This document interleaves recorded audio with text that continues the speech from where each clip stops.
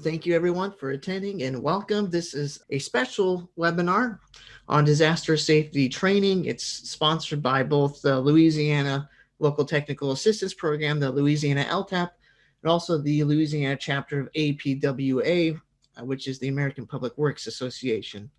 My name is Chris Melson. I'm the program manager of the Louisiana LTAP, and this webinar comprises of two modules that were really from the LTAP's Road Scholar 15 course on safety for public works first responders. So with that, I'll introduce our instructor, Mr. Justin Hill.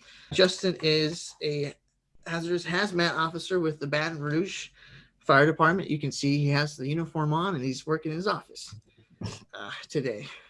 I'm And off work. Just to clarify, I'm not on duty right now. I'm at the office, but I'm not on duty. He's been a hazmat responder for an instructor for 9 years. He also has a lot of experience with emergency response training. Again, some of that focus on hazmat. He's been an instructor for us for several courses, has been a great in-person and also a great virtual instructor as well. And he's also instructs for a lot of other different agencies as well. So welcome, Justin. Thank you for being flexible and able to present at this webinar. Thank you, Chris. This first portion that we're going to be talking about is preparing for disaster, both physically and mentally.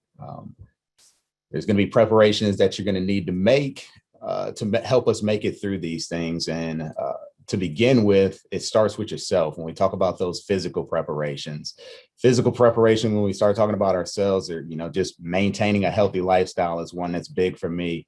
Been in the fire service for 15 years and went through rookie school, and one of them, we worked out every day, we PT'd every day. And, when we finished rookie school, and I was in pretty good shape, I was pretty proud of myself, pretty good shape. And then I got to the stations and I realized two of the most important decisions you're going to make every day is what's for breakfast and what's for dinner. And, so after that first year, I put on quite a few pounds, and it got to the point where, I was like, all right, I got to kind of make a change, because at that point, I was becoming a liability not for myself, but my fellow responders and stuff. So, and the public in general, because if I'm not healthy, how can I help anybody else? So started working out like I was initially when we were in rookie school, so I can make sure that I was healthy enough to respond to the emergencies that they were calling us to. So taking care of ourselves physically so we can do our jobs when they're out there in the field is a very important thing. We want to make sure we're physically able to do the jobs that we're asked to do during these disaster situations. These days are going to be strenuous. It's going to be a lot of hard work, and you want to be physically prepared to do those things. Something else that you're going to hear throughout today is making a plan.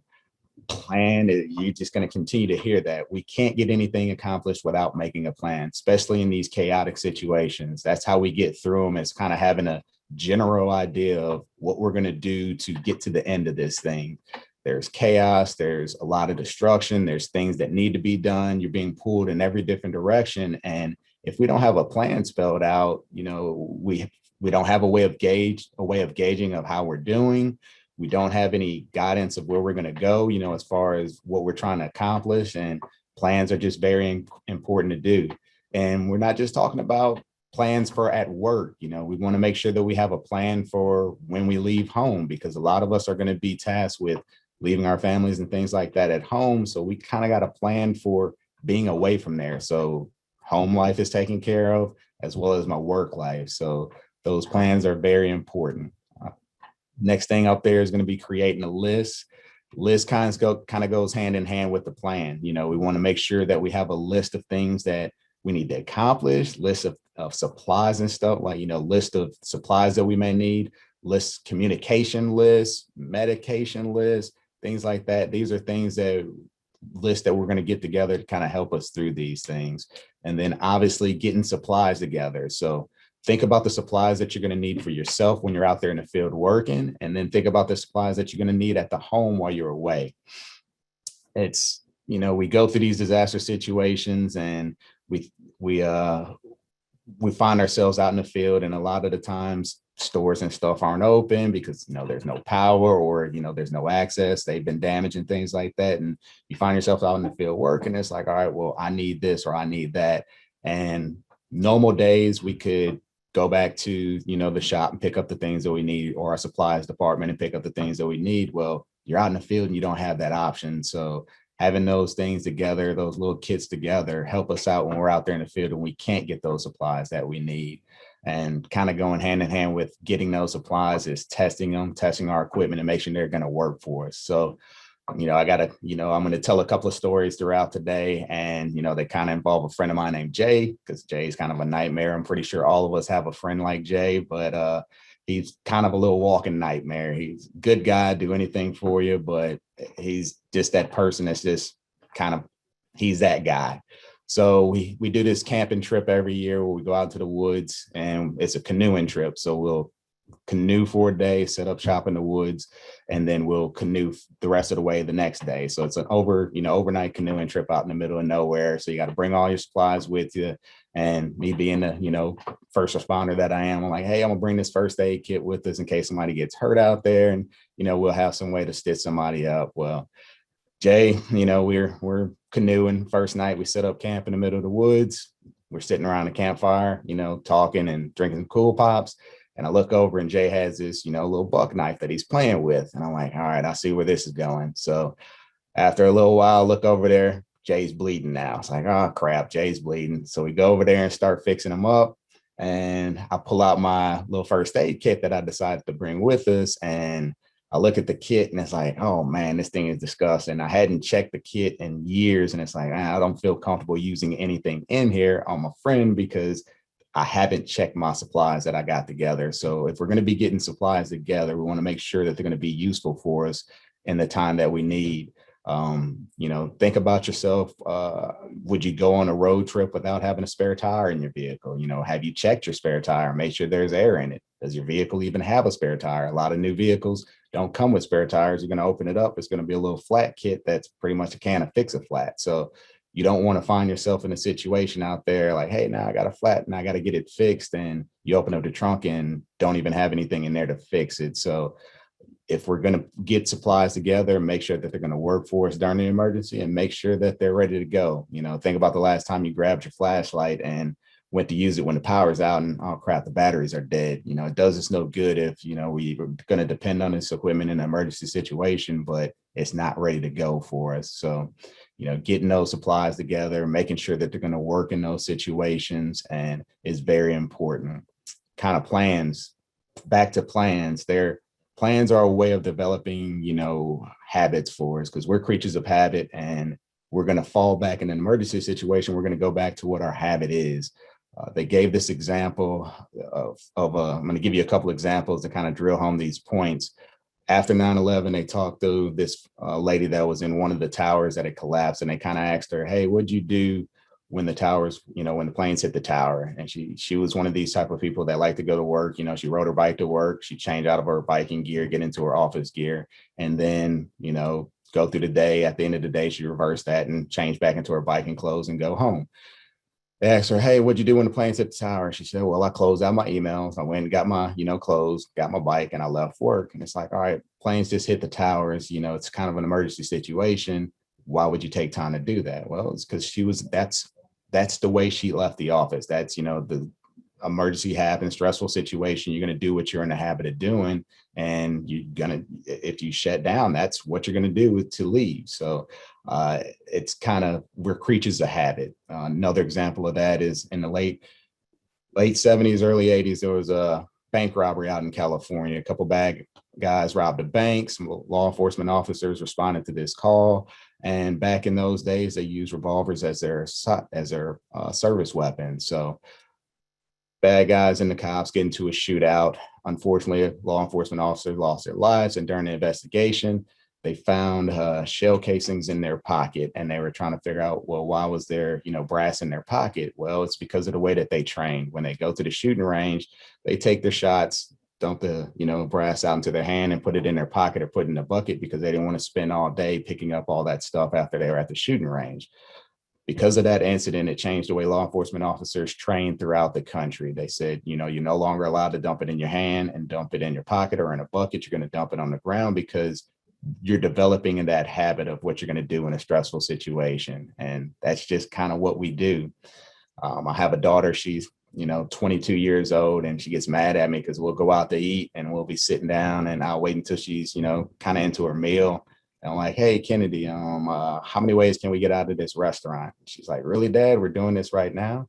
And it's like, yeah, you kind of I want you to get in this habit of, if I'm walking into an area, walking into a building, walking into a room, I've identified where other exits are at, because I want to know if, hey, I can't get out the door that I came in, I got another option to be able to get out. I'm not expecting people to be preppers or always thinking that the worst is going to happen, but those couple of seconds can save your life. If you're already in the habit of, whenever you walk into a new structure, hey, all right, I got to exit over there, exit over there.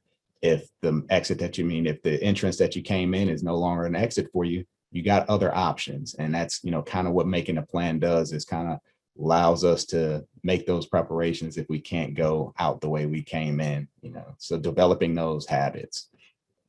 So let's talk about some of the mental preparations that we're going to have to make. The absence from your family is going to be a big one. We go to work every day, 9 to 5 or whatever your work schedule is, but during these disaster situations, our workload increases and the time that we're going to be at work is going to increase. I know for us, we normally work 24-hour shifts, but during, like, say, hurricanes and things like that, we'll go to 36 hours on and 12 hours off. And you're going to be away from your family, for that amount of time. And that's going to be a load on you. So if we take some of those preparations that we kind of talked about on that other slide, as far as, making preparations for our family at home while we're gone, making preparations for ourselves when we're out there in the field, if our family is prepared for the situation while we're away from them, it allows us to focus on the job that we're going to be doing out there when we're supposed to be doing our job. So I know for me personally, during some of the hurricanes, when we first were down here, I moved from Illinois down here, and during the hurricane, first one we went through was Katrina. I wasn't working in the fire service at that time. So, we lost power. My wife was at work. She was working at the hospital, and it wasn't a big deal for me. But then I came to the fire department in between Katrina and Gustav, and now I'm working, at the fire department. So the first 36 hours, come home, no power and all that type stuff. So wife's like, hey, we need a generator. We need, AC, because we don't have any of that in the house. So get all that taken care of during that first 12-hour shifts that I'm off. And I'm able to go back to work and focus on my job out there, knowing that, hey, she had power at home. She was, she had AC, she had, she could get food and all that type of stuff. So all that's taken care of. It allowed me to concentrate more on my job out there, but kind of got to be prepared for being away from them. So making those preparations at the house helped me be able to focus on the job that I had to do out in the field. Also, those challenging work conditions that you're going to be faced with out there in the field are going to be, it's going to be challenging for you. Had the opportunity to go to Tuscaloosa after the tornado that hit, a few years back. And that was, we were out there for about a week helping with the search and rescue efforts. And it was tough working out there. I've been through flood situations here locally, with the flood in 2016 and with the recent flood we had that Chris spoke on earlier. And, these are challenging work conditions. Our workload, the jobs that we do normally are already challenging. They're difficult for us to do, but during these disaster situations, it's that times 10. It's just a lot harder to work with. We don't have some of the resources that we're used to having, and it's just harder conditions to work in. I know one of the things that I brought home from Tuscaloosa was my first staph infection, because, just the conditions out there were they weren't ideal. It was hard to keep clean out there because you didn't have shower facilities for a couple of days and things like that. So it was just hard to keep clean out there. And, I got, a nasty staph infection from working out there. So it's going to be difficult, and you need to prepare yourself for that. And obviously the long work days, your workload is increased, their days are going to get longer, and you got to be prepared for that. And then, finally, just dealing with the loss and devastation. I love my community. Baton Rouge is my home, and it hurts me to see my neighbors and my friends and, my fellow residents and citizens, hurting and dealing with loss. From the time I've been in the fire service, that's one of the things that bothers me the most, is seeing somebody else that's experiencing loss, just having empathy for other people. And if you don't deal with that on a day-to-day basis, it's going to hit you that much harder when you're actually faced with that out in the field. I'm pretty sure everybody in this room today, feels the same way, that, they don't want to see their friends and family hurting, and they don't want to see their neighbors hurting. And, you gotta be prepared to deal with that. I know a lot of us that are in here are DPW workers, and you don't see death on a daily basis. You don't see, people that have been injured on a daily basis. And that takes a lot out of you. We're not used to seeing that. And that's going to be something that you may have to deal with when we're out there responding to these disaster situations. I know when we went to Tuscaloosa, talking to some of the first responders that were there, and they were like, they had people, running up to the fire stations, running up to city workers, and they're injured. The tornadoes just came through, and it was just a lot to deal with all at once, and it's a lot, that death and the devastation, not just the impact to the community, but the personal impact to the people is a lot to deal with. And you need to be prepared for that mentally.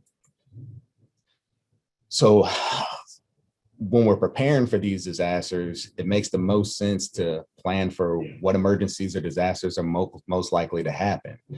But these preparations, what I want you to keep in mind, if you're preparing for one disaster, you're pretty much preparing for all of them, because it's going to be some of the same preparations that you're going to make.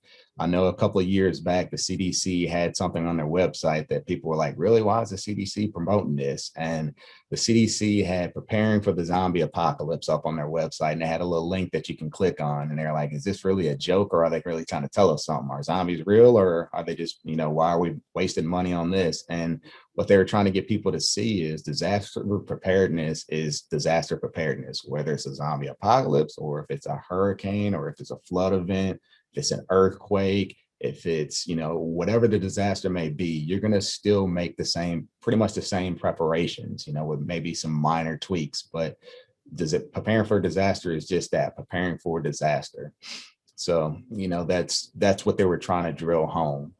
So when it comes to preparing for disasters, one of the first things is we want to make sure we have an emergency plan. Think about your home right now.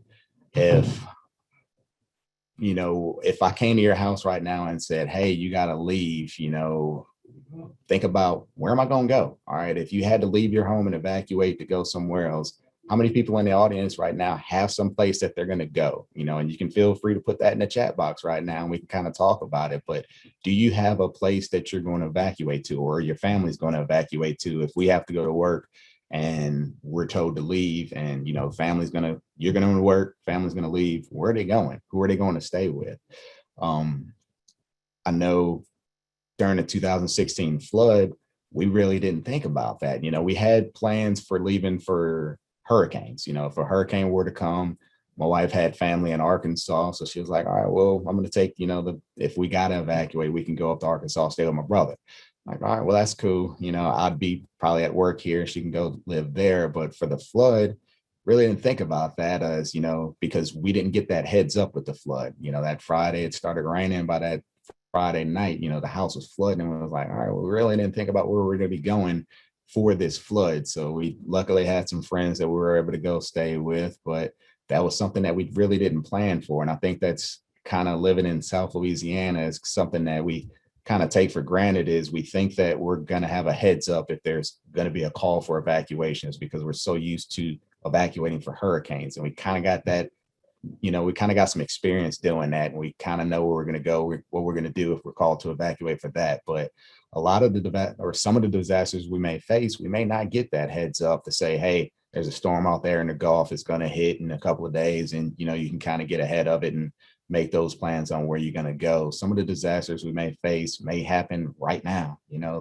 Think about it. In the late 70s, early 80s, or 82, I believe it was, in Livingston, Louisiana, they had a train derailment. And they didn't get that, week notice that there was a storm brewing. It was a state trooper showing up at your house in the middle of the night, knocking on the door saying, hey, you got to go, get your stuff together, because train just derailed, and, you got to go. These people were evacuated out of their home for 13 days after that incident, So what do you do in that situation? And what are you going to grab if you got to leave? What if you're not able to come back?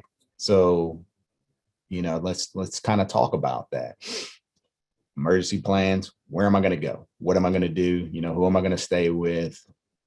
And not just evacuations, things like that, but think about your home as far as, do you have a plan for if a disaster happens and we're not all together? So if we have a family, kids are at school, mother's at work, father's at work, we're all separated, and something were to happen and we got to evacuate, or there's an emergency situation, what's your plan of getting back together? Something that you can do is have a meetup spot, and hey, if something were to happen, nobody's at home, this is the person that's responsible for going to get the kids. This is where we're all going to meet up at. Even if we don't have any kind of contact, this is where you go and we'll get back together at this location. So just having a spot picked out of where you're going to meet if you lose communications and we got to meet up somewhere. It takes a second, but it can really save you in the long run as far as, a headache and, trying to figure out what we're going to do. Think about some of the disasters that we faced down here in Louisiana and how communications went down. You couldn't call anybody, you couldn't talk to anybody. So how do you meet up if you can't use those phones and, use those normal lines of communications to talk to each other? So let's kind of talk a little bit about supplies. What supplies do you need out there in the field, and what supplies do you need for yourself? That's something that we want to keep in mind as well as what am I going to need in the field? So hold on just a second. But getting those supplies together and making sure that they're going to be things that we're going to use. And we're going to come back to supplies in a little bit, but let's talk about the responsibilities for our family members back at the house.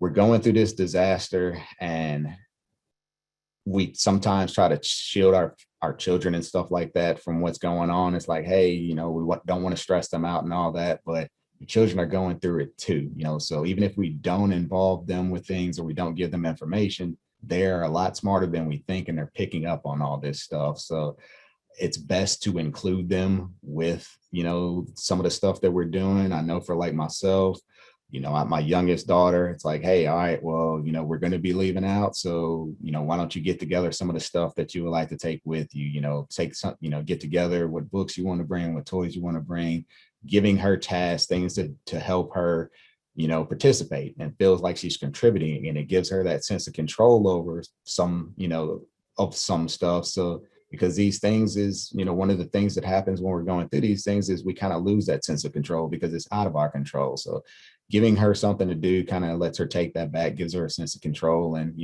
feels like she's included with what's going on. But delegating some of that responsibility throughout the family is very important, so something that we want to make sure that we're doing. But important documents. So think about if you were to have to leave your home in the middle of the night, if you have to evacuate your home and your communities and things like that, what are some of the documentations that you want to bring with you? School records for the kids, definitely. Social security cards, birth certificates, home mortgage and marriage license. Those are definitely very important. Take pictures of those things and have those on file. That's a great point. And something that I had to learn myself is, backups to those documents, so maybe I can't grab all those documents, but if I can grab that thumb drive or have them in the cloud somewhere that's secure, I can be able to access those if I don't have actual access to the actual document themselves. But that's a very good point. Just scan all those documents, have them all in one location. Medical cards, that's very important as well. Vaccination records, passports. What about cash? I know that's not a document that will kind of fall under the line of supplies and stuff, but we'll come back to that. But yeah, vaccination records, passports. I know one of the classes that we did previously, they were like, death certificates, birth certificate. I was like, death certificates? Why death certificates? And they're like, well, maybe you just recently had a death in your family and it's still going through some litigations or something like that, but that's an important document that you may need at a later date. Insurance paperwork, let's see, things like that. But yeah, those are definitely some good things that we want to make sure that we need during these emergency situations. Now, let me ask a question. Of the stuff that we kind of just talked about, how long will it take for you to gather all that? Are they all in one location or are they kind of spread out? What do y'all think?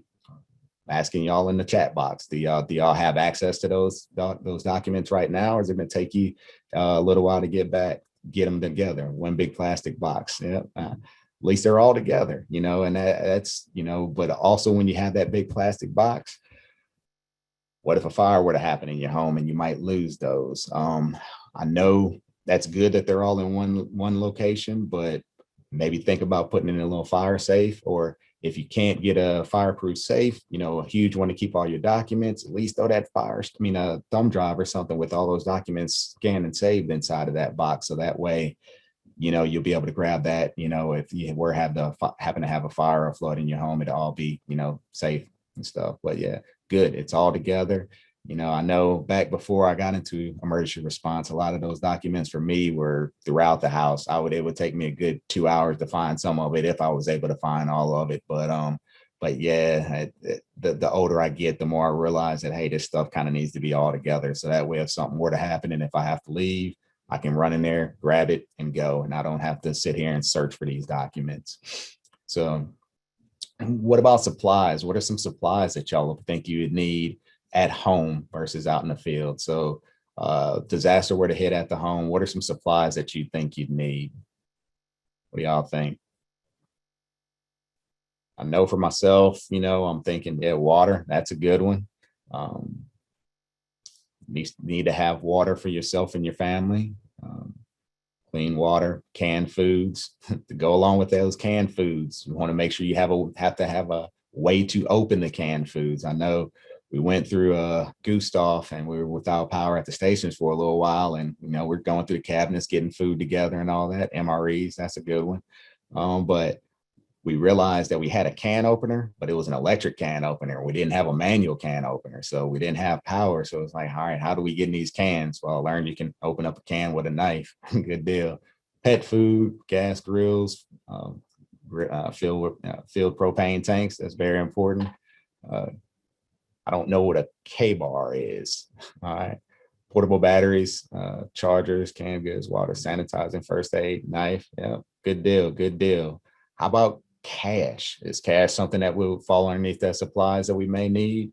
A lot of ATMs and stuff like that are going to be shut down during these emergency situations. Stores may not be able to run credit cards if they don't have power. So cash is something that we may need to have on hand if we have to evacuate or if we're staying put and there's no power and stuff like that. So cash is something we want to make sure we have some of. But good deal. First aid kits. All right. So what about in the field? What are some of the stuff that we may need out in the field?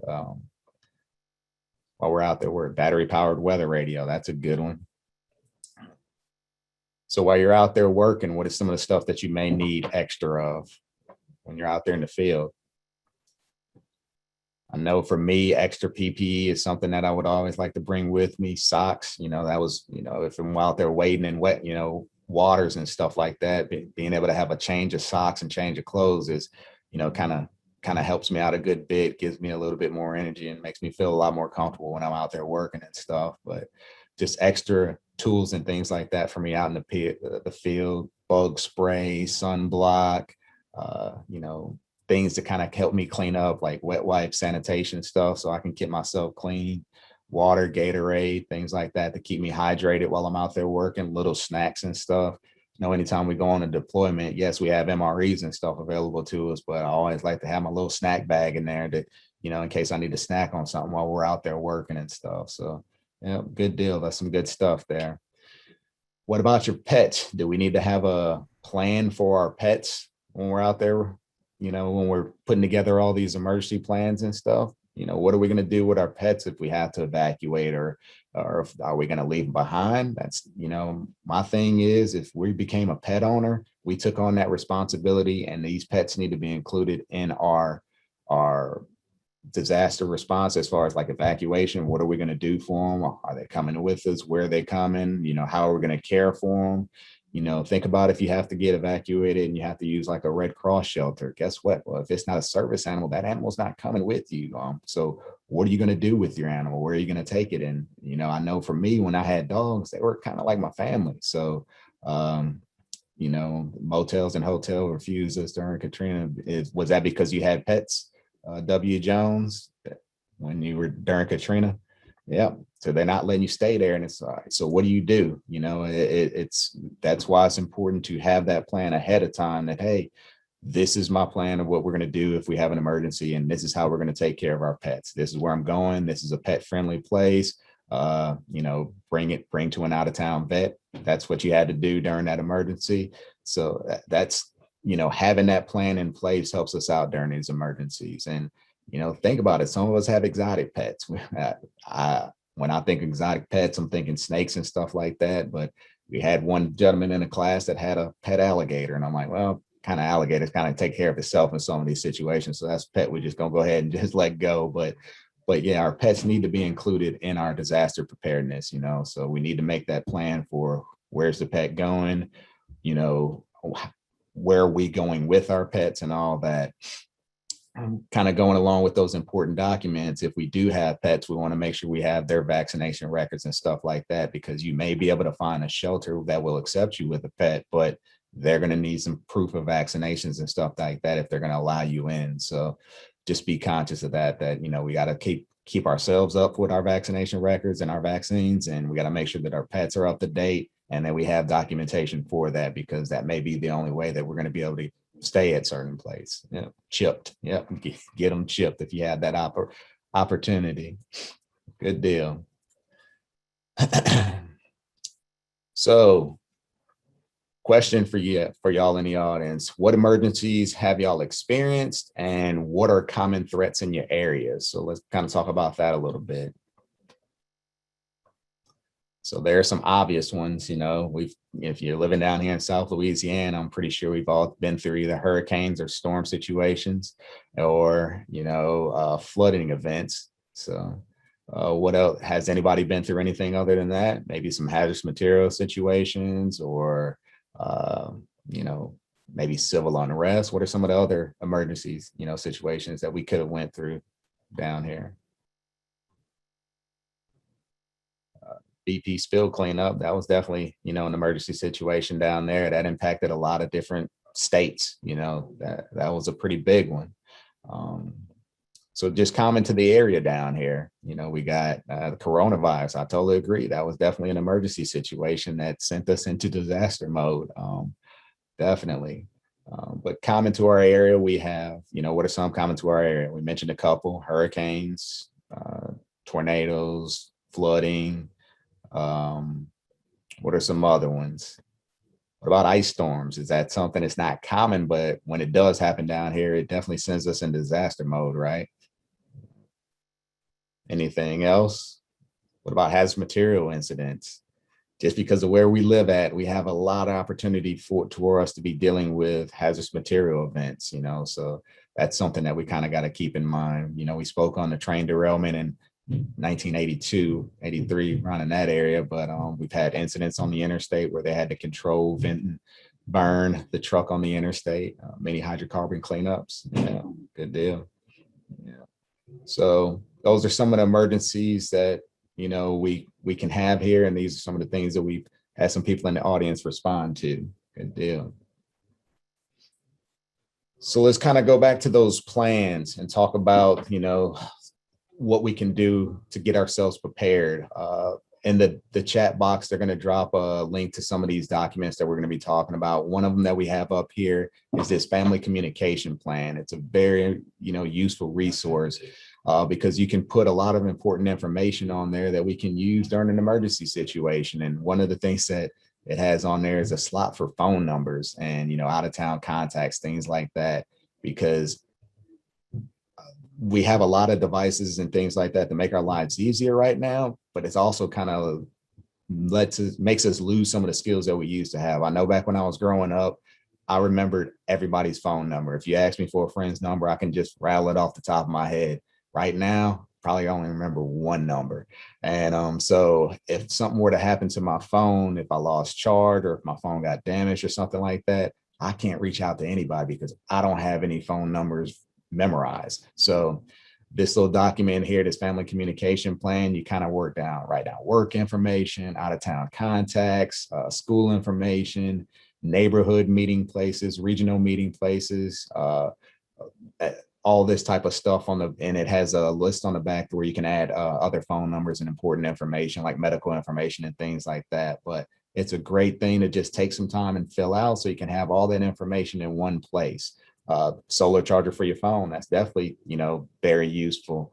But my thought is, yeah, that's great. I want to make sure that I got my phone charged up and have a way to charge it if I need to. But what happens if during all this hustle and bustle, I break my phone and now I've lost all those contacts? So that we want to make sure we have ways to charge our equipment and things like that to be able to get it back up and running if the batteries were to die. But I'm always thinking about, all right, if it does break, how do I get all this stuff back? So having backups to the things that we have in place. So having a hard copy of those phone numbers written down, and I keep one stored in my vehicle in case I'm out of town somewhere, and I keep one at the home, with all this information down.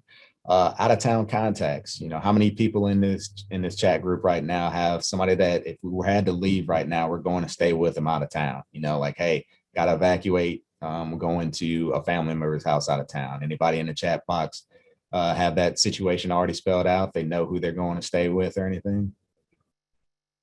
Yes, no, maybe. Yeah. Daughter in Memphis. Yeah. Does your daughter in Memphis know you're coming? and that's what I like to bring that up. It's if you have an out of town contact, like my brother, brother-in-law in Arkansas, yeah, that's who we're going to stay with if we have to go stay there. But you want to make sure that they kind of know you're coming too. And if you got pets and stuff like W. Jones, you want to make sure that they know that you're bringing your pets and stuff. Got an Art in Arkansas, cousin in Texas. But if we have those out of town contacts, make sure that they know that you're going to be coming and stuff, and that you are coming to them if something were to happen.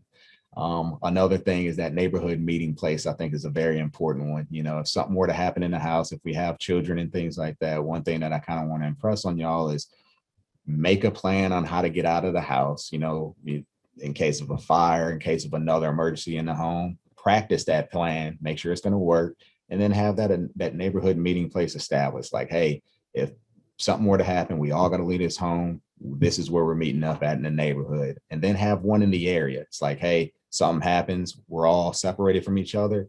This is where we're going to meet up at. Make sure everybody knows that, and make sure everybody understands that this is where we're going to go. And have that, just have those things in place. Go versus no go. I know when it comes to storms down here, a lot of the times, especially where we live at in Baton Rouge, we don't get called to evacuate that often. They say storms are coming in, and a lot of times evacuees are coming here. We don't live, where those storm surges and things like that will impact us that often. So, but those areas that are where you do have that possibility of having to leave, when they call for that evacuation, if we're going to make that decision to leave, sometimes it's best to go ahead and make that decision early on, before all the other people decide to leave, because we've seen what happened with Rita and all that, people getting stuck in traffic trying to leave. And if you're going to make that decision to leave, go ahead and make it early and go ahead and get on the road and get out. Don't wait until the last minute, because that's when we run into everybody's blocked up on the interstate or everybody locked up on the highways trying to get out of that same area, and it causes more problems. Also think about it if you're leaving in multiple vehicles. Something that was brought to my attention that's a very useful tool during that is you got multiple vehicles, you're trying to stay behind one another in traffic, and that's kind of hard to do. You can have you got two options to kind of keep in touch. It's you can have meeting stops along the way. It's like, hey, if we lose sight, we're going to be pulling off in this town at this rest area, and we'll meet back up there if we lose sight of each other. Or some little cheap walkie-talkie, so that way, because of phone lines, I know during some of the storms you can't call each other and stuff like that, but some cheap little walkie-talkies, two-way radios that you can talk back and forth between the vehicles. And hey, I can't see anymore, go ahead and get over to the right, and we'll get back up together. But these are little things that can help us out when we're trying to evacuate and we don't have phone communications and things like that. So pre-designated stops that we're going to pull off to, or things like a two-way radio that'll keep us in contact when we're doing this. But yeah, all right. So those food, supplies we were talking about, a lot of y'all brought that up in the chat box. Food, personal items, baby and children supplies, sanitary supplies, cleanup supplies, bedding, clothing, communication equipment, lighting. Anything on that list that that should be on that list that we haven't touched on? I know we talked about cash, toys and stuff for the children to keep them occupied. stuff like that. And just make sure the supply is going to work for you when you need it. That's the most important thing. So we've kind of talked about what supplies you need at home, and let's kind of go back to that, what supplies you need in the field, because y'all gave me a good list of the stuff that y'all need at home, but nobody really chimed in on what they need out there in the field when you're out there working. So what are some of the things that y'all need out there? I know I talked about change of clothes and stuff like that for me, and some extra PPE, but is there anything else that you might need out there in the field? Dry socks, I totally agree. Anything else? See, I know, like I said, PPE, change of clothes, flashlight, and walkie-talkies. Yeah, clean water, definitely. Yeah, I know bug spray was another one for me. Sunblock, little first aid kit if need be. If you don't already have one, a little first aid kit. Proper tools. Yeah, I agree with that. Proper tools. Good deal. Clean water, flashlights. Yeah, I like it. So how many people have some plans that they've kind of been thinking about as we've been going through this first hour that we need to, if we don't have them already, that we might not need to start thinking about, like, hey, when I get home, I'm gonna go ahead and develop a home evacuation plan, or a plan to evacuate the area. How many people have plans, or they're going to develop one now? Anybody? And what are you going to bring? Do you have equipment, and what stuff are you going to take when you evacuate? Are we going to bring cash? What supplies are we going to need? Definitely making a list. Good deal. Yeah, so getting those supplies together, stuff that we're going to take out there in the field, stuff that we're going to need when we evacuate, definitely need to do that. We talked about, what documents that we need if we evacuate, and where are they at, how we need to keep them together, how we need to make sure that we identify what documents we're going to need and that they're all together and they're easily accessible if we need to get to them. Definitely very important. And who grabs what, giving out those family responsibilities of who's going to do what in case of an emergency situation. So that's something that we try to identify in this one as well. And what about the goat? What about our pets? What are we going to do to take care of our pets in this emergency situation? Are we going to make sure that they have proper food and water? We have a place for them to stay, whether they're coming with us or whether they're going somewhere else, but we have to have a plan for them. We can't just leave them behind and let them fend for ourselves, because when we became a pet owner, we took on their responsibility, and it's our job to make sure that they're taken care of during this emergency situation, just like everybody else in our family. So wrapping up this first hour, what do you need to personally do to prepare yourself for your family for the next disaster that may occur this year? We're getting into hurricane season right now. We've already had some tropical storms out there in the Gulf brewing. So, now's the time to start thinking about, what are we going to do, getting those supplies together and making sure that they're going to work for those emergency situations. And we need to make sure we're making those proper physical preparations and those mental preparations, that we're ready to go to work, we're ready to do what we need to do. And then making sure we're ready for these emergencies. In this chat box, you can also see that they're going to be sharing some more FEMA documentations about, safeguarding your critical information and all that, emergency supply list. These are some great resources for you to kind of develop some of the stuff that we've been talking about, important information, safeguarding that, and then your emergency supplies, things that you need to get together for these emergency situations. FEMA has some good information out there. I know Red Stick Ready has a lot of emergency preparedness stuff in there that can help us out through these things. And these are just resources for us to get this stuff together. Developing those and stocking those emergency supplies, getting that emergency plan together and making those preparations both physically and mentally. Yeah. So what do we got here? That's a very, very good point. You can see in the chat box, they had somebody that had some issues with their insulin, and they had to figure out a way to keep that insulin, cool during this emergency situation when they didn't have power out there.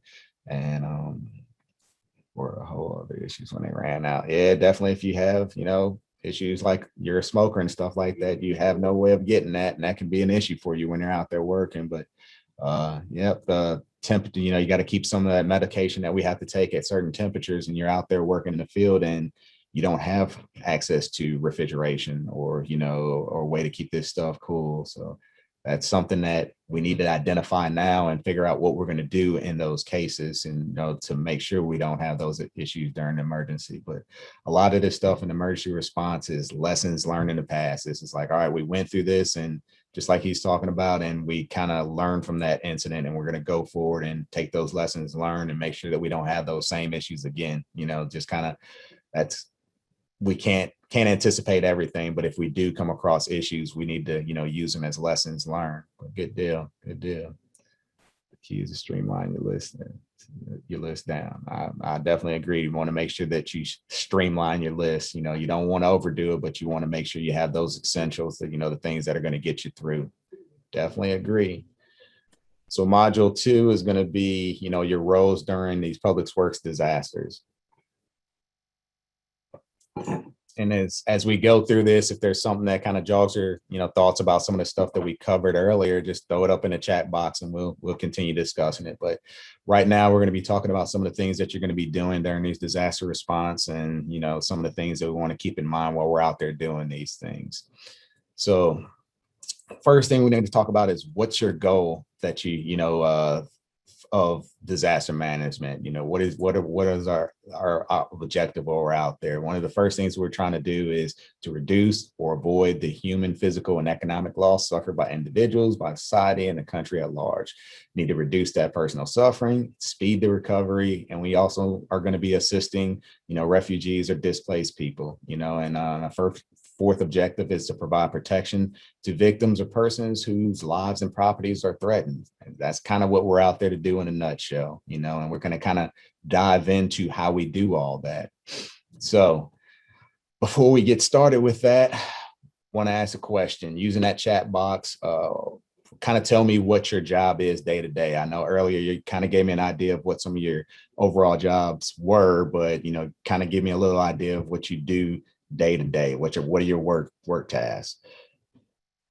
I know for me, back when I was on a hazmat, truck, my job was to come in, make sure all the equipment's ready, and just pretty much just respond to hazmat material emergencies. And they would run the range from natural gas leak, like somebody's digging in their yard and break a natural gas line, up to, train derailments and things of that nature. I actually had the opportunity to watch one of those things happen and respond to it. So that was, I understand the term like watching a train wreck, because I got to watch a train wreck. It was pretty interesting. But what are some of your normal tasks? So day to day, what is your job day to day? So, we got some people that are going to be out in the field, doing, debris removal, trash collection, disposal operations, things like that. We have some people that are going to be in more administrative roles day to day. Work with the parish president, director of public works office for emergency preparedness. Good deal. All right. So we understand that, we have different responsibilities. Some are going to be in admin, some are going to be out admin, and some are going to be out in the field doing some of that stuff. They may be in, taking care of drainage, they may be out there repairing, facilities, looking at infrastructure and stuff like that, just doing normal routine repairs and stuff like that to roads and bridges and stuff, or inspecting them, or doing, cleaning up grounds and things like that, or removing trash. But now let's kind of talk about what our job is during disaster situations. Now, some of us may have roles and responsibilities that, that's kind of what their job is, to deal with disaster response. So cut down trees and debris. Yeah. So your tasks during disaster response, is it going to be different from what you're doing day to day, or is it just going to be a lot more of it? I know for us, jobs really didn't change. We just did it a lot more, so we were kind of doing the same thing that we normally did, but it was just a lot more, with a lot more hazards out there, a lot more things that could hurt us out there that normally weren't there. And we didn't have a lot of the resources that we were used to, because a lot of those resources were tied up elsewhere. I know for us, we're on calls and we may need somebody from DPW to come out and assist with it. It was just a matter of time. We just hop on the phone like, hey, we're over here on, road X, Y, and Z. We need DPW out here to help with, this. Hey, we got this tree that came down. We need some help getting this moved, or got this road blocked up with this debris. Can y'all come over and help out? But during emergency situations, sometimes that's not an option, or it's an option, but that help ain't coming for a while, so we're sitting on this, or we're waiting on the other resources to come because everybody's tied up with everything else. Doesn't change, focus becomes debris removal missions. Yeah. So your job doesn't change, but you have certain priorities that you're going to be taking care of. And then your task becomes to, all right, where do I focus most of my efforts at? There's so much that we have to get done, so much of an area that's been impacted. How do we decide where all these resources are going to be going? Disaster clearing the roadways. All right, good deal. So let's talk about it. So public's worst mission is during disaster operations. We want to maintain unaffected areas, the services in unaffected areas. So the area that wasn't impacted, we want to make sure that they're still up and running. We want to assess for damages, restore utilities and lifelines, reestablish transportation links, restore community services, and we want to get things back to normal. So which comes first? And, one of the things that keeps popping up in the chat box is the keeping the roads are open. So if we start thinking about this logically, we can kind of figure out how we're going to tackle this whole, disaster situation, because there's certain things we kind of need to be doing in certain orders to allow other things to take place. And so let's kind of talk about it. First things first is reestablish those road systems, getting those roads back open, because nothing else can happen until the roads are open.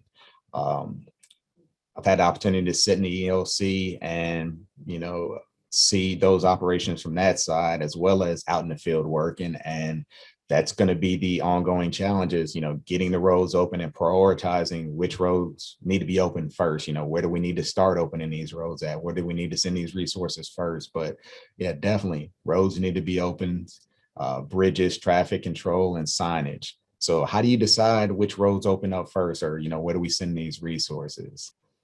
So deciding what road, where we're going to focus these resources. Well, you got to look at your community. All right, do we have hospitals? Do we have fire stations? Do we have EMS stations, police stations? Those power stations, things like that. Those are the areas we're going to be focusing on first, so we can get first responders out. We can get medical resources where they need to be, so we can get all those first responders to where they need to be. But can't nobody move until y'all get out there and start actually opening this stuff up. And it's going to be a cooperation between all these agencies to try to figure out, all right, where do we need to send all these assets? And then, it takes everybody kind of working together. But definitely the first things that we're going to do out there is get these roads and bridges and traffic controls and signage up to get these areas opened up first. So that's the first thing, is reestablishing those road systems, because nothing else can happen until we do that. Once we get those roads opened up, we need to start getting those transportation facilities open. Why do you think that is? Why do we need to go from getting these roads opened up to transportation facilities? Well, because not only do people need to be maybe evacuating out, but we got resources and people that need to be coming in that are going to be part of the response effort, right? So think about some of the disasters we've had here that you may have responded to. It's not just the people that are leaving that need to, move around, but there's also people that are going to be coming in that are going to help assist with getting things back to normal. So think about all the power companies that are going to be sending vehicles down here and stuff like that. Set up an emergency. And you got all these other resources that are going to be coming in that are here to help out with getting this recovery. So we have to have these areas open up and ready to go. So let's see, set up a special emergency for flat tire repair, make sure each vehicle has a spare, even with roads clear. Is the best thing. Yeah, that's true. I know we've experienced that a good bit. Is you're going to have a lot of debris out there in the road, and you have to have some way of preparing these tires and stuff, because that's just inevitable that you're going to be dealing with flat tires and all that, with debris and all that over the roads. That's going to happen. So, but yeah, once we get those roads open, we're going to go ahead and reopen those transportation facilities. So resources come in, we can evacuate people out. So that's all going to be part of it. The next thing is going to be reestablishing drainage and flood control. So think about during the floods that we recently had, think about during the floods that we had back in 16, or, for the ones that were here, it's not only was it a problem with, the flood waters coming in, but I know some of the areas, once the flood waters came in, it took a while for them to recede because a lot of our normal drainage areas and stuff like that were clogged up with a lot of debris and stuff. So it held those waters in there even longer. So we need to get that drainage and flood control under, taken care of as soon as possible, because we may have another wave of weather coming through that may increase the water that's going to be in that area, or, and also it aids with getting the water out of the areas that are already underwater. So reestablishing that drainage and flood control is going to be very important. But we got to be mindful of some of the hazards while we're doing this. And these are things that I know I didn't think about my first couple of times going out during flood events. And you kind of get tunnel vision when you're responding during these disasters, that we don't see some of the hazards that are out there. We just may not be aware of some of the hazards that are out there. And we just don't know the dangers that we may be walking into, because day to day, we normally don't deal with these situations. So I know for us, we're out there walking in these flood waters, going door to door, making sure everybody's evacuated out of their home, or if they needed help, helping them get them out and stuff like that. And we didn't think about some of the dangers that may be right underneath our feet as we're out there walking and stuff. Things like, hey, we got on personal flotation devices and stuff, but manhole cover is missing, or hey, we're on the street right now, slip off into a culvert, not thinking about, hey, it used to be a big ditch right there, and get sucked underneath and you go into a culvert or something like that. And yes, we had our PFDs on, but what if we didn't, and something like that were to happen, or, just you're not able to see the ground that you're walking on and stuff like that. But we're going to play a video here real quick. I'm going to turn my screen over to you, Chris, and you can play this video, but it kind of drills home that point about, we kind of get tunnel vision and not understanding some of the hazards that may be present there. And this is a worker that was trying to get some debris unstuck. Blocked storm drains cause flooding on a highway.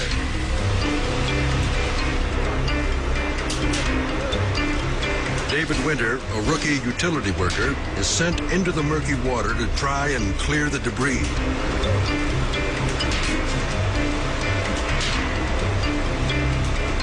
He reaches under and discovers the problem: plastic bags of grass clippings.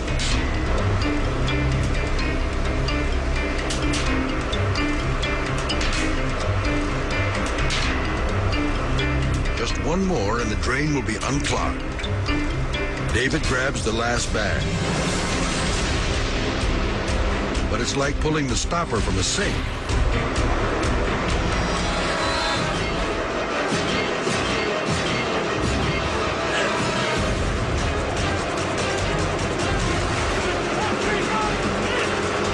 His legs are sucked into the drain.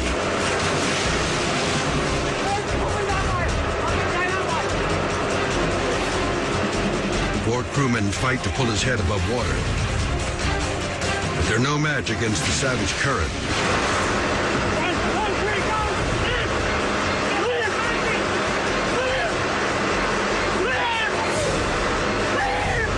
David is drowning.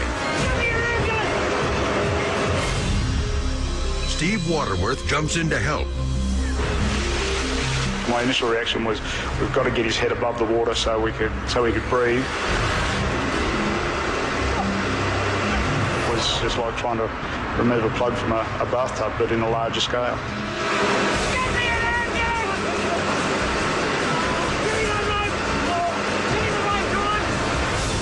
David's gone a full minute without air.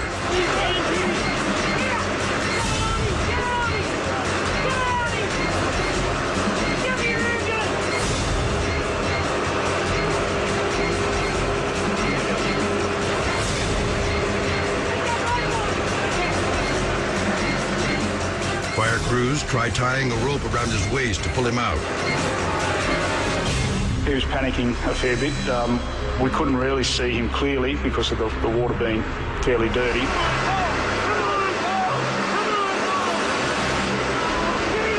I was thinking, well, what do we do if we can't get him above the water?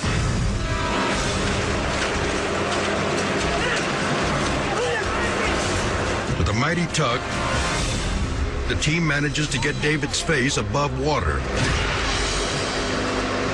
He is conscious, but basically gasping for breath. David's not out of danger. His legs are stuck in the steel pipe.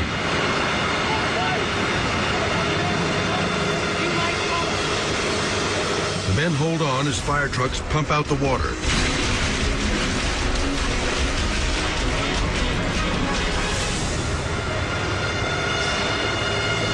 I started to reach down and feel around the bottom of his legs to see how we could get them out of the pipe.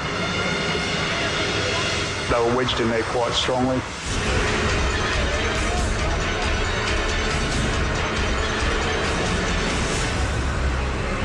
Between the pumps and the drain, the water finally recedes. David is lifted out of the death trap. Rescue workers collapse in exhaustion. That was so what caused that to happen was the gentleman that they had sent in there was trying to remove some debris that was clogging a storm drain, and once he removed that debris, it sucked him in. You know, his legs got stuck in that drain pipe, and it caused an issue for him. So that's how all that transpired. So not thinking about, hey, you know, we're just trying to get this stuff unplugged. You know, we're just trying to get this drainage back open, and not realizing that, yeah, there's a big hazard there that they just weren't aware of. You know, and these things happen. So yeah, it's a good deal. So first things first was opening up the roads, getting transportation facilities up and running, then reestablishing those, you know, our drainage and water control method, our drainage issues. And the next thing we're going to be doing is getting reestablishing our drinking water system. So working on getting our treatment plants up and running, distribution systems, raw water facilities, and support facilities. So reestablishing our potable water, you know, system is going to be very important, because think about it, it's kind of along the progression of this thing. That's where we need to be focusing our efforts next, is getting those things up and running. And after that, we're going to reestablish our sanitation systems, our sanitation and sewer systems. We got a video coming up after this one that we're going to show, and it kind of talks about some of the hazards that they ran across dealing with these, and things that we need to be mindful of when we're doing this. But as you can see, it kind of makes sense on how we're going to prioritize what we're going to take care of in what order to get things back up and running. So this video that we're going to show now is some workers repairing damage at a wastewater plant. Unfortunately, there was some fatalities in this video, just kind of letting you know that they were injured severely, well, you know, fatally. So there are some fatalities in this video, but it just kind of talks about how some of those hazards we're just not thinking about, because they had a job to do when they went out there. They were tasked with repairing this facility, you know, this storage over this waste of over this tank, and they weren't thinking about the hazards that were present underneath them, because it's just not something that they were normally used to. They're just used to going out repairing the structure. So it's not getting tunnel vision, understanding the big scope of things is kind of what this video brings home. So I'm gonna let you go ahead and play it, Chris, and we'll talk about it afterwards. On January 11th, 2006, an explosion and fire erupted at the Bethune Point wastewater treatment plant, operated by the city of Daytona Beach, Florida. 2 workers were killed, and a third was gravely injured. The explosion occurred as the workers used a cutting torch above a storage tank containing highly flammable methyl alcohol, or methanol. The U.S. Chemical Safety Board investigated the accident and issued a report with findings and safety recommendations. The Bethune Point facility employs 11 full-time workers and treats 13 million gallons of wastewater a day. Methanol is used as an additive in the wastewater treatment process. The CSB found this tragedy occurred because the city did not have a program to control hot work, that is, activities such as welding and cutting that can ignite flammable materials. Furthermore, the city did not adequately train the workers on the flammable and explosive hazards of methanol. Our investigation revealed that flaws in the engineering design and maintenance greatly increased the severity of this accident. The animation that follows is based on the evidence we collected. On the day of the accident, 3 workers were removing a hurricane-damaged steel roof at the Bethune Point wastewater treatment plant. The roof covered 2 chemical storage tanks, one empty, the other containing about 3,000 gallons of methanol, a highly flammable liquid. 2 of the workers were up in a man-lift basket where they were using an oxyacetylene torch to cut the roof into sections. The 3rd worker was operating a crane to lower the roof sections to the ground. Beneath them, methanol vapor, which is invisible but colored gray here for illustration, was venting from the top of the tank as the morning sun warmed the liquid inside. As designed, the tank vented the methanol vapor through a flame arrestor, a simple device intended to prevent the contents of the tank from being ignited by a fire outside. As the workers cut the roof, sparks from the torch showered down onto the tank. The sparks ignited the methanol vapor, creating a fireball under the 2 workers in the open man-lift basket. The fire flashed into the flame arrestor, but it was badly corroded and it failed to function. Flames spread instantly into the tank, igniting the methanol inside. The force of the explosion from the methanol air mixture inside the tank was so great it rounded out the tank bottom and lifted the tank walls. The blast ejected the level switch and flame arrestor from the tank. Plastic piping connected to the tank fractured as the tank lifted and deformed. Methanol, under pressure from the explosion, spewed from the broken pipes and ignited, spreading the fire. Methanol from broken pipes sprayed the crane cab, caught fire, and burned the worker inside. He died from his injuries the following day. Burning methanol vapors flowed out of the open vent on the top of the tank. In the man-lift basket, both workers were now burning. One jumped or fell from the basket and died. The other worker escaped by climbing onto the roof, jumping to a lower roof, and then to the ground. He was gravely injured but survived after many months in the hospital. The CSB found that some of the causes of this accident could be traced back to 1993 when the methanol tank was installed. These include problems with the flame arrestor and the use of plastic piping on the tank. CSB investigators found that the flame arrestor plates were made of aluminum, which is readily corroded by methanol. These plates are designed to allow vapors to vent safely from the tank.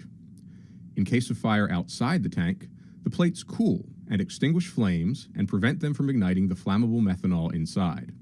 In this case, the plates were so corroded they were incapable of quenching the flames. So in that video, you saw how they were tasked with doing a job out there. They went out there to do the job, but they just really didn't recognize the hazard that was right underneath them, because that's just not something that they were used to dealing with. You know, they were tasked with going out there and repairing that facility. They weren't thinking about the hazard that might be right underneath their feet. And that's something that we run into during these disaster situations. We're going to be doing some of the stuff that we normally do, but there's going to be a lot of other hazards associated with doing those tasks. You know, so there's going to be some dangers out there that we normally didn't have to face when we're out doing these different jobs that we're asked to do during these situations. So good deal. So after we get those systems back up and running, so we've opened up the roads, we've opened up those transportation facilities, we've got our drinking water back ready, we got our water treatment facilities back up and running. Next is going to be reestablishing those lifeline utility systems. So what are those? Electricity, natural gas, telephone, data communication links. So these are going to be, the next thing on the list that we're going to get up and running once these disasters happen and we start getting out there and responding. So next is going to be reestablishing those solid waste systems. So collecting the household garbage, commercial business pickup, and landfill operations. And then we're going to have that debris removal and processing. And this is going to be something that's going to be ongoing. I'm sure a lot of us in this Zoom meeting today have a lot of experience dealing with this because we've been through these situations. And so we have to have an area for have to have methods of collecting, processing, and, getting those sites together where we're going to be storing this stuff until we can get it moved to a final destination. So we've seen these sites after flood events and things like that, but this is going to be an ongoing process. We've had the floods back here when we originally had this class scheduled, and a lot of the areas around our home had flooded, and it was kind of like 2016 all over again. But seeing that process, and it's still kind of ongoing because we still have a lot of people in our neighborhood that are still, having debris and stuff that they're having to put to the road to, that needs to be dealt with. So it's definitely going to be an ongoing process. Also supporting the removal and pickup of hazardous material, so when we're out there doing these jobs during these emergency situations, especially things like debris removal and processing, where we have the opportunity to run across a lot of different hazardous materials. A lot of people don't realize that people have a lot of hazardous materials inside of their homes that once these situations happen, that stuff makes its way out part of those debris piles. Not just that, you have facilities and you have companies inside of your response areas that generate or have hazardous materials on their facilities on their sites. And during these disaster situations, they may wind up part of those debris piles. So the most important thing is we have to be able to recognize the presence of that and call out the proper people to take care of it. So understanding what your limitations are and knowing who to contact in case we run across this stuff. So what are some of the things that kind of clue us in when we're out there doing our job, processing this stuff or inspecting stuff, and that we may have some hazardous material presence? How would you know that there's some of this stuff out there?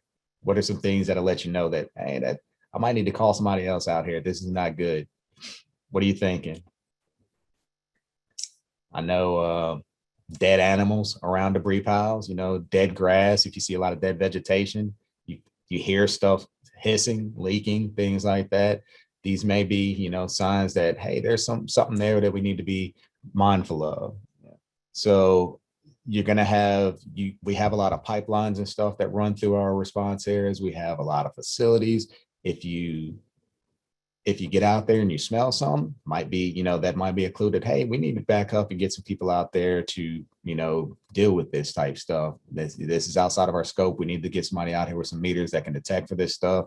So who would you call out there? Somebody put looters up there. We're going to talk about that in a little bit too, but that's definitely a hazard for us. Down power lines. Yeah. But when it comes to hazardous materials, obviously, if you hear leaking cylinders, you see placards, you see labels, you see dead vegetation, you see dead animals, you hear materials being released. These are all clues that we need to get somebody out here that can identify this stuff, the proper people that have the resources to take care of that. So in your areas where you're at, who would you call out if you do suspect that you have hazardous materials, while we're out there doing our jobs? Let's say you're out there removing some debris piles, and all of a sudden you see a cylinder of some sort that you can't really identify, but it's possibly leaking. Who would you call out? Or you got a barrel of something that's, that you notice is possibly leaking. Who would you call? What do y'all think? DEQ? That's one option. Who else might have some meters that might be able to get there a little bit quicker? Who would be your first call? Yeah, fire department, down 911, and get that emergency response system, working. So 911 would be that first call that I would make is, hey, I was out at this location and this is what I saw. And they're going to be able to make those contacts after that, so 911 is going to be the best thing that you can do, is getting 911 notified, and they'll be able to call out who's going to be the responsible person to come out and take care of that. So I know here locally in Baton Rouge Fire Department has a hazardous material division, but in the state of Louisiana as a whole, state police takes the lead on all those hazmat calls. So you may have a local hazmat team that may come out, or you may have state troopers that come out, but there's going to be some emergency response personnel that come out there, emergency response contractors. Yeah. So if it's a private facility, they're going to have contractors that they're going to be able to call out to take care of that they have kind of on standby, that, hey, we're going to contact these companies to come help with these.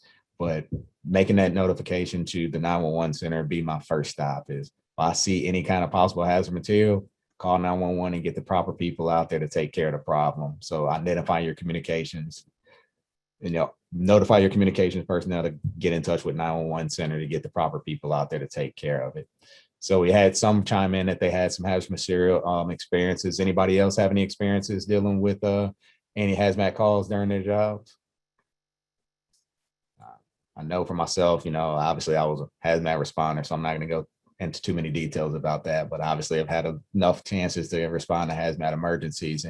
But I will say that I have had to work, side by side with a lot of Department of Public Works employees because they're part of the team. They have resources, they have expertise that we need to use during these hazardous material incidents. So they're out there with us, helping us take care of these problems. So, you don't want me operating heavy machinery. You probably don't even want me operating a chainsaw around you because somebody's going to get hurt. So there's certain things that I can and can't do. And there's certain things you probably want me doing, certain things you probably don't want me doing on these emergency calls. So, but yeah, has waste remediation. So has some experience doing that. Good deal. Good deal.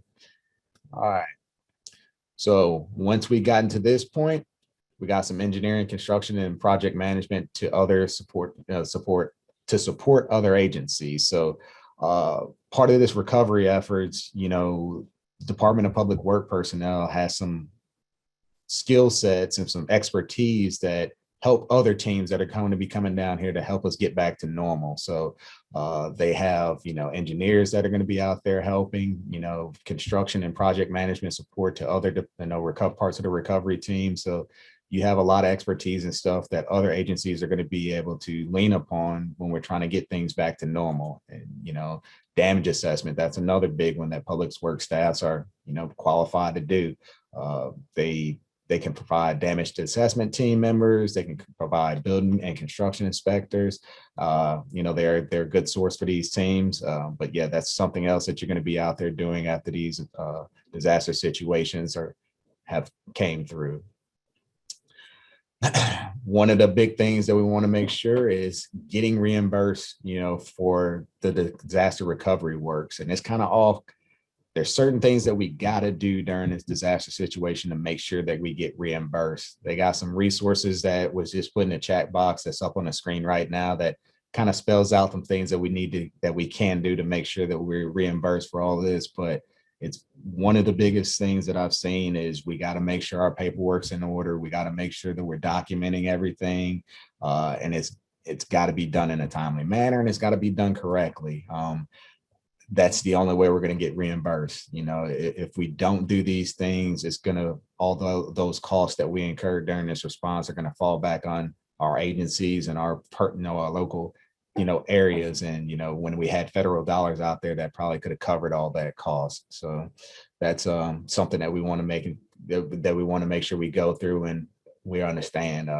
My first deployment that I went on, I was part of the planning group and helped, set up in the command post. And that was my whole job on that, was just taking care of the paperwork. Why? Because that was a very important part of the response, was making sure that we were compensated for the job that we were doing out there, and that, we didn't eat that cost of all the personnel that we sent, all the resources that we sent and all that. So that's a very important part of this response effort, is documenting and justifying why we're using the things that we're using, why we're doing the things that we're doing, and, showing why we need to be reimbursed for it. So this is a great resource for us to use during those disaster situations. Another thing is, when we're starting to repair some of these facilities, this is a great time for us to start upgrading some of the stuff as we're doing it. So if you go to on our website, the Louisiana Technical Resource Center's website, they also have some other emergency preparedness information on there that you can, some of the stuff that we're talking about is also in there. So, but yeah, as we're repairing some of this stuff, we can make some upgrades so that way in the future we don't deal with the same issues over and over again. You saw down in New Orleans after Katrina came through, hey, it's like, all right, all this stuff is down, we can go ahead and put in better pumps, we can get better pumps, we can improve the drainage, we can improve our pumping capability, we can shore up this area so we don't deal with these things again. This is a great time to make those improvements, so the next time this disaster happens, it doesn't have such a big impact. We kind of limit the impact that it can have. So if it's already torn apart, now's the time to go ahead and rebuild it stronger. While we're doing all this, part of our job is to get things back to normal. So in your agencies, do you have a plan to, not only get things back to normal, but to maintain our unaffected, areas, so think about it in our communities. If I just kind of think back to the fire department. If we have a huge fire going on inside the city, we can't send every truck and every resource that we have to that one huge fire and leave everybody else unprotected. So there's a fire going on in one area. Yeah, we can send our trucks over here to take care of it, but we also still have to have resources spaced out to take care of any other emergency that may arrive. And what about your agencies that you work for?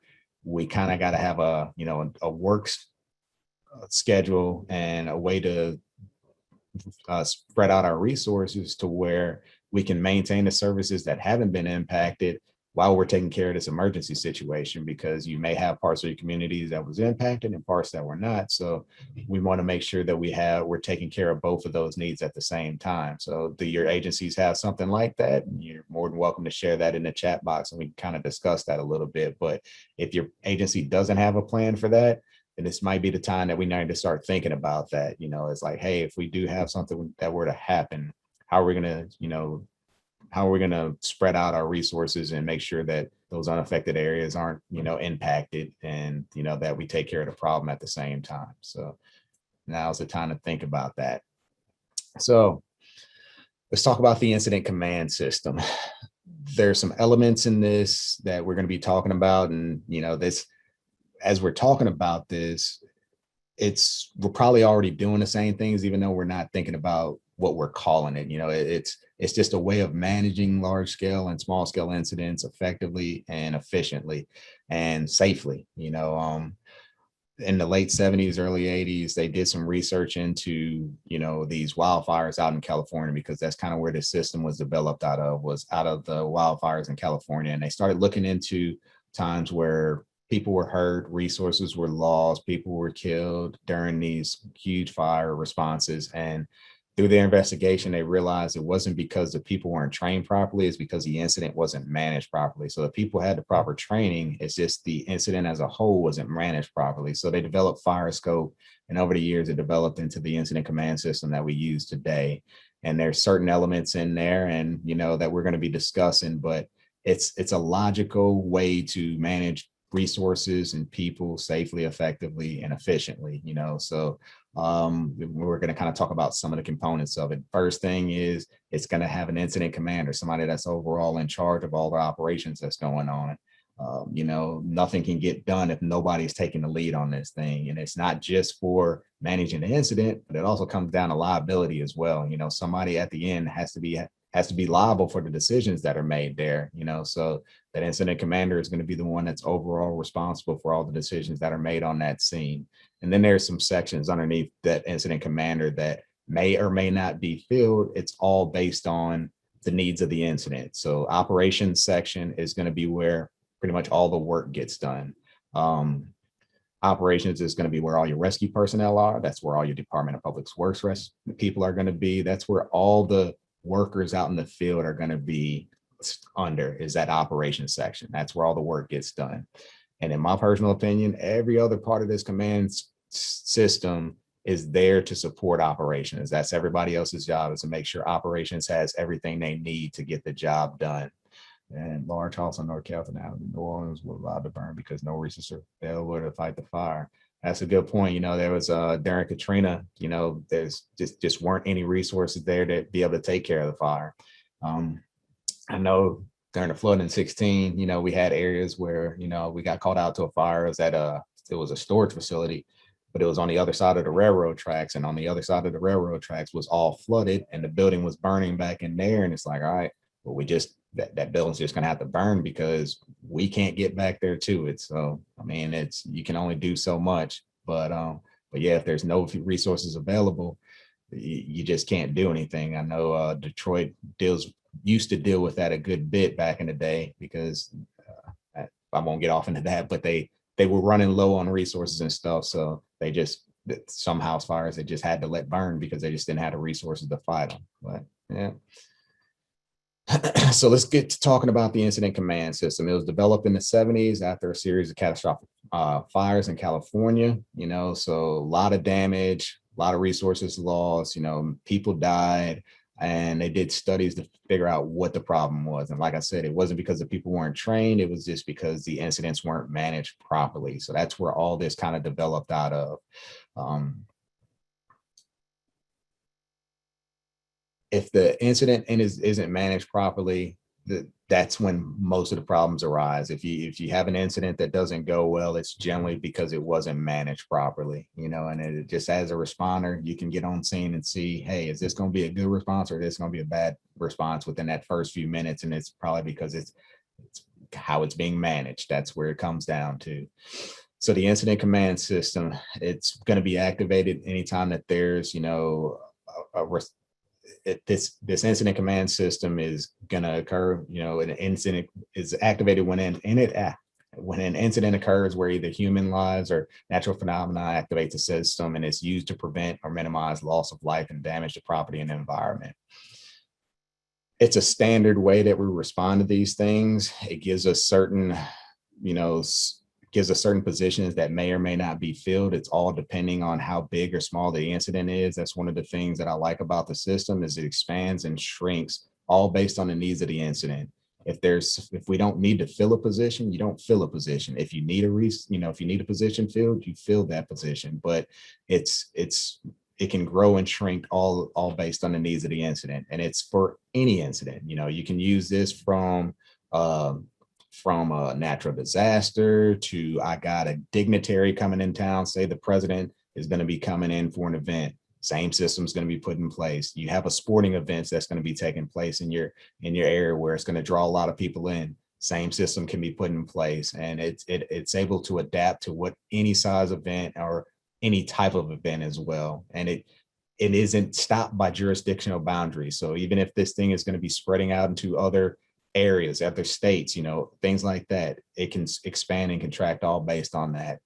Anything from a small first aid call all the way up to the BP oil spill where I'm crossing state lines, it's the same type of system. It just grows and shrinks all based on the needs of the incident. That's one of the great things about it. So there are certain things that you're going to find within that system, certain terminology that you're going to hear, things, and that's kind of part of what this system gives us, is everybody's speaking the same language. So, the incident command post is going to be where the incident commander is going to be located. That's where your command staff is going to be located. All that's going to be in the incident command post. But where is that? It's wherever the incident commander is at. It could be something that you see on the slide there, where it's like a mobile command unit. It may be a designated, area. It's wherever that incident commander is at. It could be the back of a truck, and it's, hey, that truck over there with the green light on top of it, that's the incident command post. That's where the commander is at. It's wherever the incident commander is located. Yeah.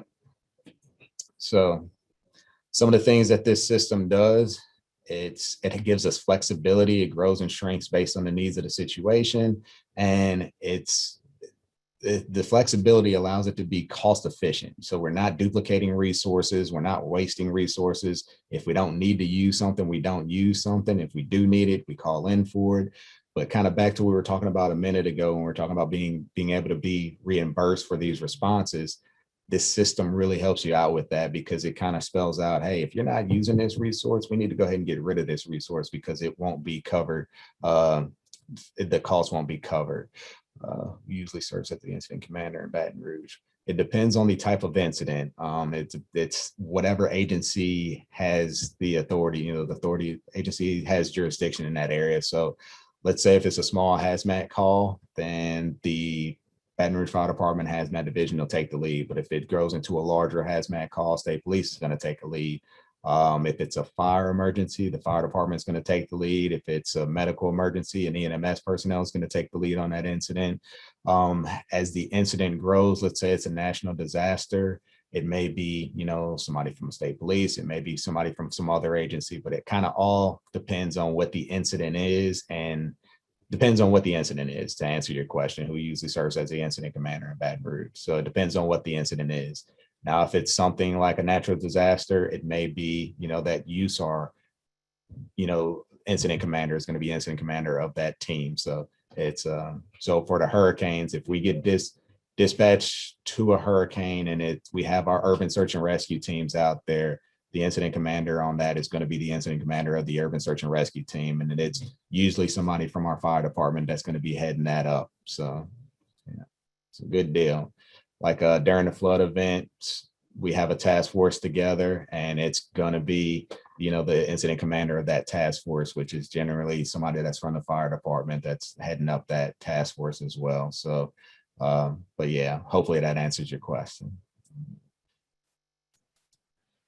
So some of the other stuff that this incident command system does is it gives us procedures, for controlling personnel, facilities, equipment, communications. It's just a great way of managing this instance. We're going to kind of talk about some of the terminology that you may hear. One we already mentioned was command post, staging area, base camp, helibase, helispot. These are just terms that these are designated incident facilities that you may or may not need. If the incident doesn't call for these, guess what? You don't set one up. If it does, then we set them up. Staging area to me is your toy box. This is where all my resources are at that are ready to be deployed. So they're, on site and they're ready to be deployed.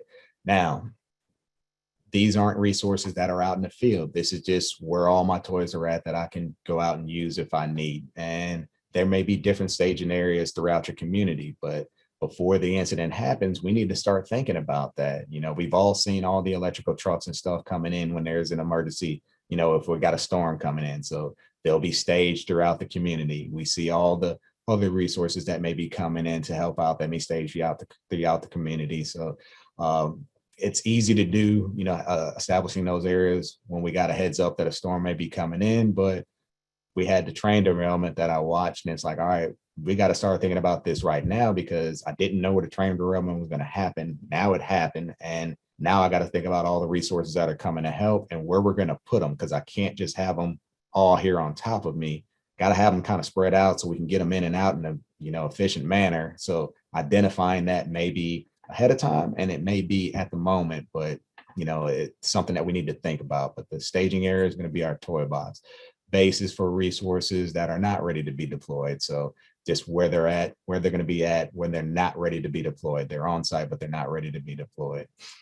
Camp, it's where you're going to be bedding down at. This is where we're staying at Tuscaloosa. And that was my tent right there. Helibase, it's going to be the spot where they're going to be taking off and landing from. That's where all the helicopters are going to be staged at. Helispot is just going to be the areas where they're going to be dropping people off at that after they go out and start picking people up. That's where they're dropping them off at. So like maybe when they were down in Katrina, they were dropping them off like outside of the waters on the interstate and things like that. That's a helispot, just where it's safe for them to drop people off at. So one of the things that the incident command system gives us is a manageable span of control. 3 to 7, optimal being 5. Any more than that, you need to get another supervisor involved. So, and it's kind of task based, what is their job going to be? Because you can exceed that, but it's got to be something to where their task is not that, you can manage that task that they're doing, but the span of control should be 3 to 7 with the optimal being 5. So if I'm as a supervisor, I got more than 7 people underneath me, I need to get another supervisor involved to start managing some of these people, because you can't manage them effectively. You can't keep track of where they're at. It's just a way to manage people, that manageable span of control. So let's kind of talk about these sections. So we talked about the operations section. That's where all the boots hits the ground at. That's where all the work gets done. Planning section is just that. They start making those plans of, they help the incident commander develop that incident action plan, the kind of the rule book of what we're going to do during this emergency response. They help compile that information. They start, doing the documentation, things like that, getting all this stuff documented, things that were used and stuff like that. Upcoming events, getting weather, conditions together and all that type stuff that's going to go into your incident action plan. They start helping the incident commander compile that. Logistics, that's going to be the people that are going to be responsible for supplying all your resources. So food, bathroom facilities, tents, equipment, all that type stuff goes to logistics. Anything that you're going to need out there to help with this response goes through logistics. And finance and administration is going to be the ones that's going to obviously handle all those financial and administrative portions of this response. If this is a small incident and we don't need those sections set up, that's because the incident commander is going to handle that responsibility. But as the incident grows, we need to start breaking these sections out and letting somebody else take care of these responsibilities, because it's too much for one person to manage. So as this incident grows, these sections get bigger, and it helps, everybody has their specific job. So, but yeah, those are some of the sections that you're going to have in there. So inside this chat box, so what is your role and response in that of your work group during the recovery phase of this incident? What are some of your responsibilities during these disaster situations? What does your work group do during these disaster situations? I know I saw earlier that some people work in emergency preparedness and stuff like that. So I'm pretty sure that you're going to be sitting in the EOC helping, the Emergency Operations Center when these disasters happen, and helping with those things. But what about the other people in the chat group? What are some of your responsibilities during these disaster recovery phases? What are y'all out there doing? I know we had some debris removal people. Any people in the chat group that do like damage assessment or inspections, things like that, or any other tasks during the disaster recovery phase? All right. Well, what about the incident command system in your city or parish? Work at the EOC with the roads department to clear roads. So you'll be sitting up in that EOC and, kind of figuring out which roads need to be cleared and which, where to send those resources that you have out there in the field, and directing those resources from the Emergency Operations Center. That's awesome. We got some single and sign damage assessments. Awesome. Getting out there and helping repair some of that stuff. Some of the engineers in the office have done post-disaster inspections. That's a very important job, getting out there. And you've been assigned to damage assessment and inspection after the event. Yeah. And this stuff is going to be ongoing, right? You're going to be working on this stuff for a while. And, some of the times we have to let the disaster itself kind of calm down before we start sending people out there into the field to take care of some of these tasks. But, good deal. So what about the incident command system? How do you sit into that system, in your city or parish? Where do you fit at in there? Where do you fall? I know I saw some up there that's going to be in the EOC. So that would probably be part of that. Either we fall under operations or maybe that finance and administration portion, but you'd be in that EOC as that's where you're going to fall at. But anybody else, where do y'all fall at in that incident command system for your city or parish? Are you going to fall under operations, where you're going to be out in the field working, or, are you going to be serving in some other role? Are you going to be part of planning or logistics or any of that? What do y'all think? Be at the EOC. And those are some long days and nights at the ELC. It's long days and nights. I've been there with you. All right. What is one thing that you can do to make your response more effective during the next emergency or disaster? What do y'all think? What is something that you can do to kind of make your response a little bit more effective next time? So, that's kind of the whole purpose of this. After we get done with all these disasters, we kind of sit down and critique it and say, hey, what can we do better? So between either training or responding, that's the only way to get better. So this is one of these opportunities where we had a little bit of training and maybe think about some of the things that we can do better for the next emergency. So has anybody thought of anything that they would like to share that might help our response a little bit better before that? Inspect crews before the event. Yeah, that's a good idea. Yeah, I agree. So I want to thank you for taking the time to be with us this morning. I know we're a little bit early, we're about 10 minutes early, but if you have any questions right now is a great time we can address them. I know somebody had brought up looters earlier. That's one of those hazards that you got to be mindful of when we're out there responding. We're going to be doing our jobs out there, and always bring this up in the loan class, is that people can be a hazard for us that we don't think about a lot of the times. It's like we think about, debris piles. We think about the hazardous materials that may be in them. We think about the down power lines. I know that's a big hazard for us when we're out there responding, but yeah, people themselves, not just looters, but just people maybe even trying to help. They're out there trying to get their property cleaned up, or they're trying to assist with the crews that are out there. but they may not be qualified or trained, and we're out there working with them, and they can be a hazard for us, definitely. So just kind of wanted to go back to that looters that somebody was talking about. But thank y'all. Other than that, if you have any questions, please let me know. And yeah, one thing you can do now is to GPS locate every valve and water meter in your system. Yeah, that's awesome. We need that tech. Well, that's for water meters. That's great, but we need that for natural gas meters in our area. Some of them we can locate well, some of them we can't. But so if you don't have any questions, thank you. I'm going to turn it back over to you, Chris. Yes, yeah, thank you so much, Justin. So again, I want to thank Justin for sure. Again, that was great. And also thank everyone for attending.